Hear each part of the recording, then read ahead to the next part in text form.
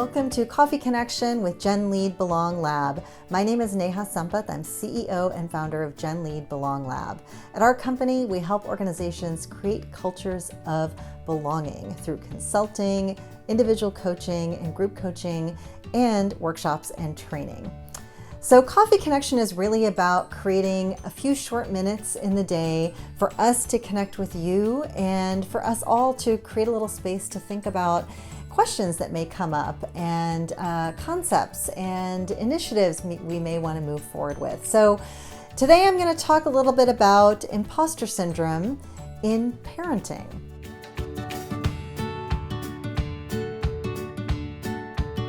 So I not only am a parent, but I also am someone who has suffered from imposter syndrome, that feeling of not being cut out for what you're doing or what you want to be doing, combined with a fear of being discovered as a fraud. So a lot of our work at GenLead BelongLab is to help individuals in their careers and to help organizations create cultures that reduce instead of feed imposter syndrome. So really looking at how imposter syndrome may come up for us in relation to our jobs.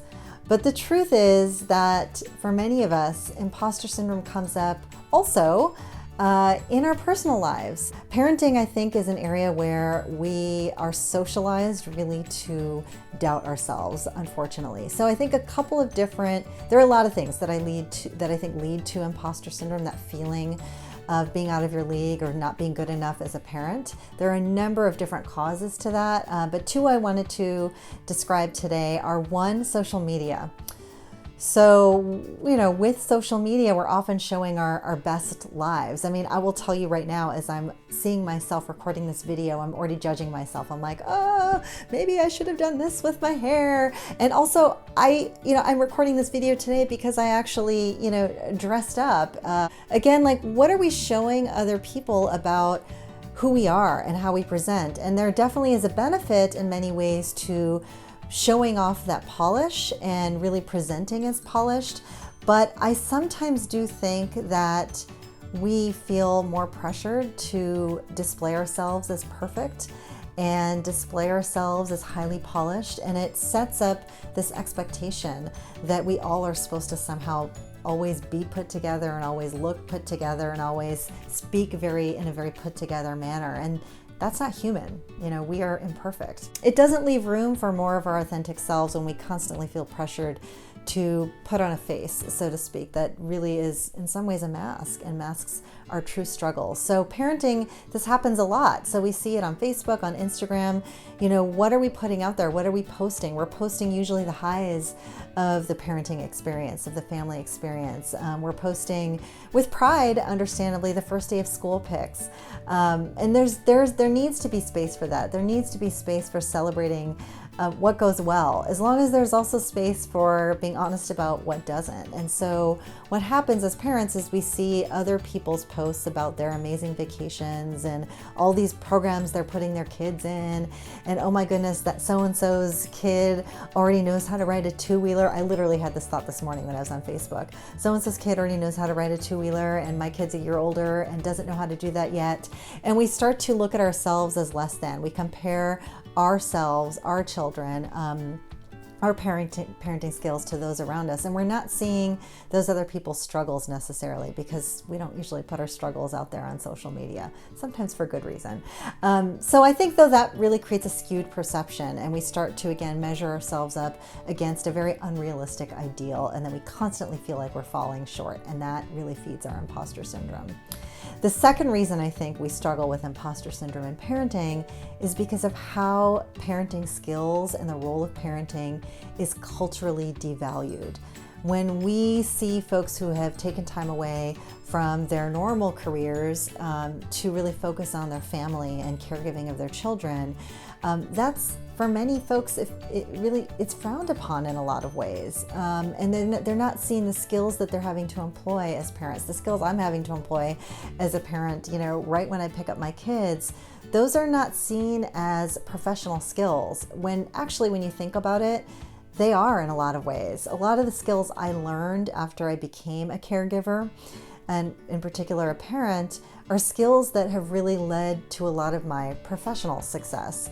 we are not allowed to connect those dots. And I think if we were to try to connect those dots more between our personal lives and our personal victories and our personal strengths to what makes us successful, or what could make us successful professionally, that would really benefit us. It really is looking at ourselves not just as Neha, the CEO of GenLead BelongLab, or Neha, attorney, all these different professional labels I have, but Neha, full person who happens to also be a parent, and who happens to also be a writer, and who happens to also be all these different things that we are, and looking at our skill set more aggregate, in a more aggregate way, looking at all these different aspects of ourselves, and then kind of creating a bank of what we see as our strengths. But culturally, it isn't, we don't in our culture value parenting and caregiving in that way. And we're constantly sending ourselves the wrong message. We're constantly saying that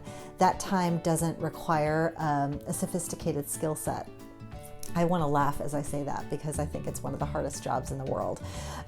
So I encourage you, what do you do about it? I encourage you to find your community of folks, if you are a parent, that you can be real with and you can share your struggles. My husband and I laugh about it. We talk about normalizing the struggle. When I talk to my friends who are dealing with other struggles, who are very open with me about their challenges, I feel bad that they're facing those challenges, but I'm also breathing a sigh of relief. I'm like, whew, I'm not the only one. And in particular, sharing our missteps. We're not perfect, and being able to see that, oh my goodness, I'm not the only one who forgot to turn in those forms to the aftercare program on time.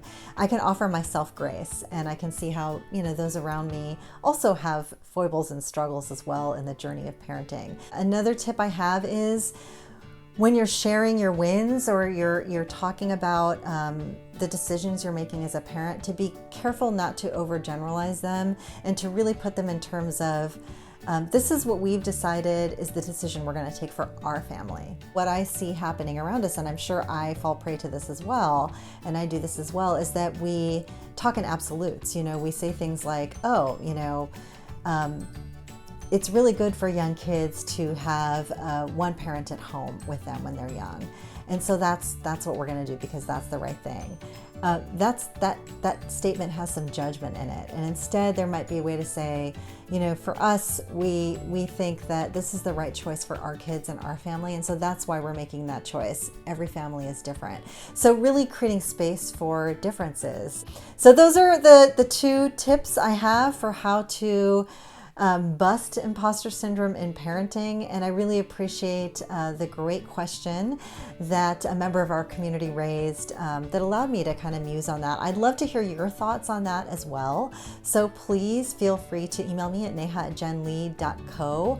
I also welcome you to join our newsletter community, where we do actually talk a little bit more about the work we do and have different musings like this that might be helpful to you, and provide resources that could be helpful as they relate to creating cultures of belonging, professional development, leadership development, inclusion, lots of different really fun stuff. So thank you for this coffee connection. I look forward to next time, and stay in touch.